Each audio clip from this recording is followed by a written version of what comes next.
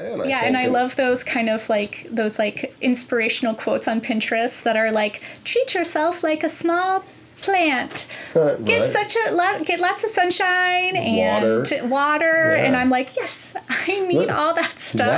Yeah, it's so true.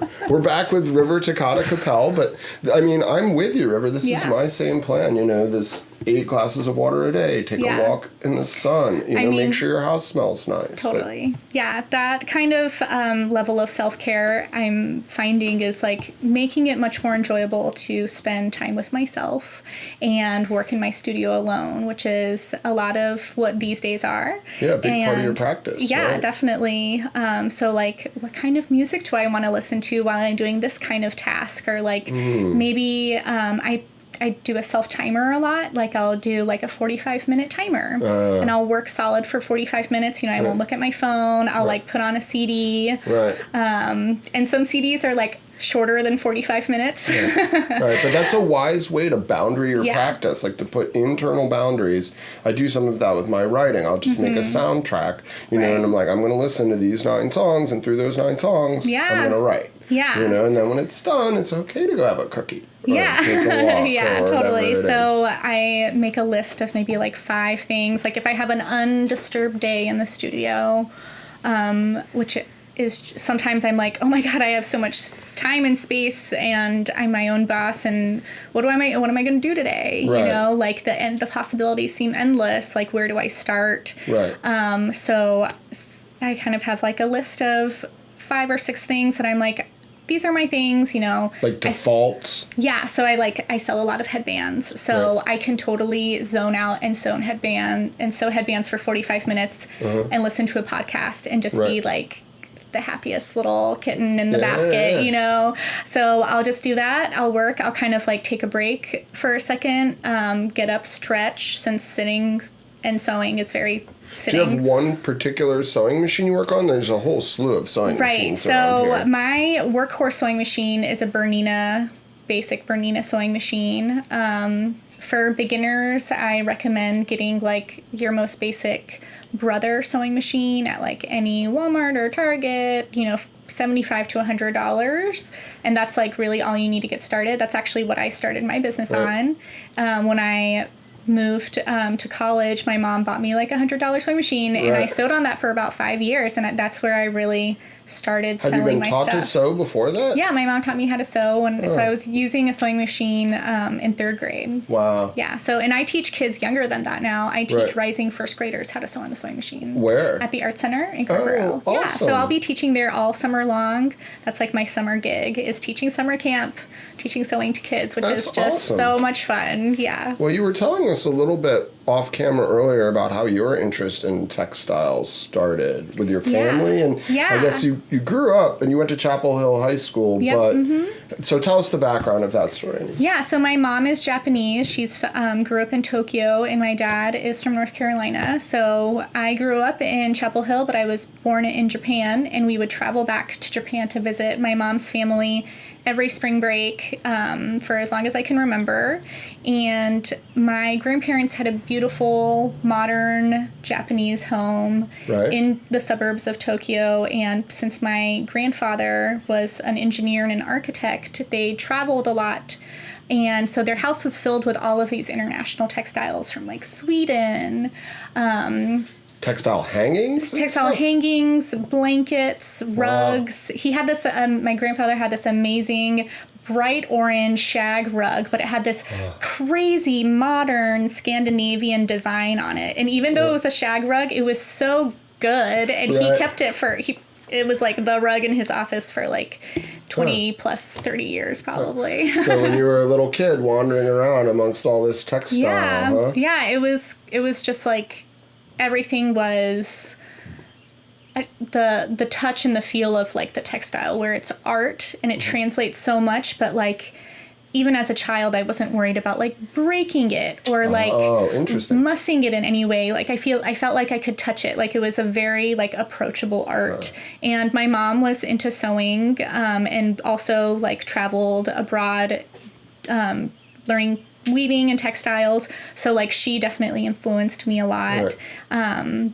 So when you see little kids today, do you feel like that's some of why they're interested? That like, I mean, that sense of output. I know we're kind of in a maker DIY cultural era, and I know you're connected with some of that even today. You're still in the makery mothership. So when you're working with little kids, is this message conveying, and is this what they're interested in? Absolutely. I think kids have so much interaction with textiles in their early lives. You know, they have blankets, they have pillows, they have clothing, they have stuffed animals. Right. It's very approachable, and I feel like kids, that's like those really basic things are what is like inspiring them early on.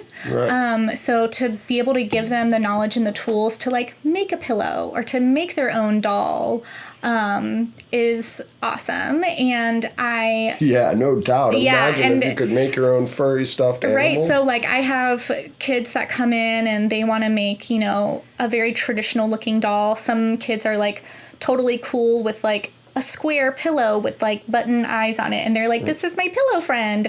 And I had a kid last summer who wanted to make an emoji pillow, and he literally made the poop head emoji, and I was like, this is the art that influences you now. Poop emoji. Right. But like poop emoji came from Japan. Emojis are like a Japanese design. So like poop emoji has been a thing in Japan for years. Right. They even have a name for it. It's called unchiko-chan. It's very cute. And they like, I would like bring home, like even when I was in elementary school, I would bring home like lollipops that had unchiko-chan, like little poop emoji, like that was the top of the lollipop. And no one in American thought that it was funny. They would be like, why is there poop on my lollipop? But now, full circle, I taught a kid and he made an unchiko-chan poop emoji pillow in my workshop, and I got to help him like place the eyes. My life is so fulfilled. That's a cool circle story though. But I feel like there's art and design all over the place. Absolutely. And I want to get to that point too, where you talk about waste and how you've done so much. Not only, you know, we talked a little bit about the upcycling through the Emily Butler story, but generally, you know, in your time with spoon flower and in your current fabric use and what you do, it's not just beautiful, it's self-aware about its usage. Do you want to talk a little bit about that? So my process, which is really my interaction with my products and my designs, is the process itself is eco-friendly. So the way that I source my fabric, the way I dye my fabric, the small batches that I print, all of that is also, that process itself is like low impact. Right. Like instead of having my t-shirts sent out and printed in mass, which would potentially create more waste because maybe I would have like more inventory left over, or the packaging that they get shipped in. Exactly, the packaging that they get shipped in. So like that kind of stuff, like by cutting out those extra steps, by doing them myself in my studio, like that really slow fashion ideal, that is making my process lower impact. So from the get-go, the products themselves are, you know, eco-friendly in that sense. And then the aesthetic of the, like the visual of wearing them is also carries like an idea that we don't need tons of these fast fashion things. If I have one soft cardigan jacket that I can wear, or if I have a kimono jacket that like makes me feel luxurious in my own home, but I can also wear it over a black dress out and about. Like that's less things that I need to own, but I'm surrounding myself with a nicely made thing that makes me feel beautiful and feels nice when I wear it. We were talking about cloth napkins versus paper towels having the same effect. Exactly. Right? So like if I carry around a handkerchief or a napkin, even in your car, people. Yeah, like I can still like eat outside without like worrying about having to find a paper napkin and then have it like blown away in the wind. Right. Like, and the trees that they cut down for the paper napkin and the paper mill that they built. Exactly. You get one beautiful River Takada cloth napkin, or four, you know, and you always have a little rotation going and a clean cloth napkin in your car. Right. Think about the lifetime napkin use you could cut down. Right, and even things like partnering with like a bunch of other businesses. Recently, I did a showcase at Liberation Threads downtown, and like Don't Waste Durham was there, and they have like stainless steel straws, and I'm all about carrying that straw around and putting it in my iced coffee. Like that's one less straw that I worry about like ending up in the ocean, you know, and like that kind of stuff doesn't plague me all the time, but in a way I'm like, okay, I can do this one very simple thing and it's going to make a much larger impact. And so the products are kind of from start to finish just of the ethos of it being ecologically, economically friendly. I want to give you a window to talk about how even the indigo itself in the dyeing, I didn't know this, but River told me earlier that indigo is living on some level. Indigo... and the batch can last. Right, so it's like a live culture. It's like a fermented plant. So you can reactivate the dye in a bucket or a barrel if it's, you know, closed off so like debris doesn't get into it.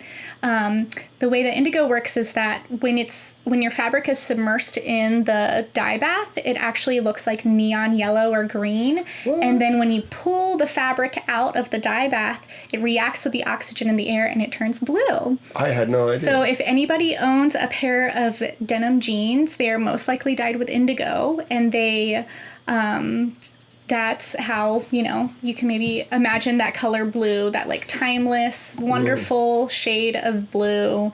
And that comes from like this fun scientific natural plant that has been around for 4,000 years. Right. And, you know, the process that I do is like a tied up resist shibori, which is also from Japan. And you teach this as well? Yeah, I teach indigo dye workshops at my home studio where we were earlier in my big backyard with lots of like shady trees and get the clotheslines up. That's awesome. Yeah. Well, this woman is clearly a fount of knowledge, people. River Takada-Capel. You can ask her a bunch more questions. Where do you want them to find you on social media and such? So I am most active on Instagram, so at RivTak, RIVTAK. And then my website, rivtalk.com, is where you can sign up for classes. You can also sign up for a newsletter, which I will eventually send out soon. Yay! Clarion Content newsletter coming soon as well.